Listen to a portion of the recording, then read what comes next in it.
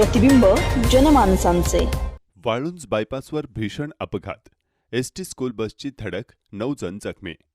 अहिल्यानगर शहरातील वाळुंज बायपास परिसरात आज दुपारी सुमारे 4च्या सुमारास एसटी बस आणि वऱ्हाडाची स्कूल बस यांच्यात भीषण अपघात झाला।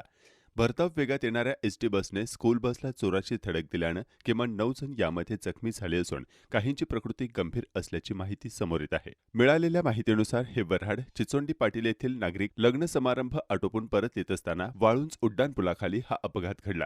धडकेचा आवाज प्रचंड असल्याने परिसरातील नागरिकांनी तत्काळ घटनास्थळी धाव घेतली। अपघातामुळे काही काळ वाहतूक पूर्णपणे विस्कळीत झाली होती। घटनेची माहिती मिळताच माजी जिल्हा परिषद सदस्य संदेश कारले यांनी तातडीने घटनास्थळी पोहोचून मदत कार्य सुरू केले। त्यांनी स्वतः पुढाकार घेत 4 जखमींना आपल्या वाहनातून जवळच्या खासगी रुग्णालयात दाखल केले।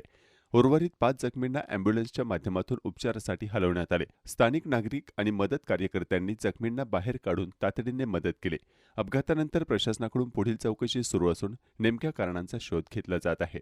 दरम्यान सामाजिक बांधिलकी जपत गरजूंना मदतीचा हात देणाऱ्या संदेश कारले यांच्या तत्परतेचे नागरिकांकडून कौतुक करण्यात येत आहे।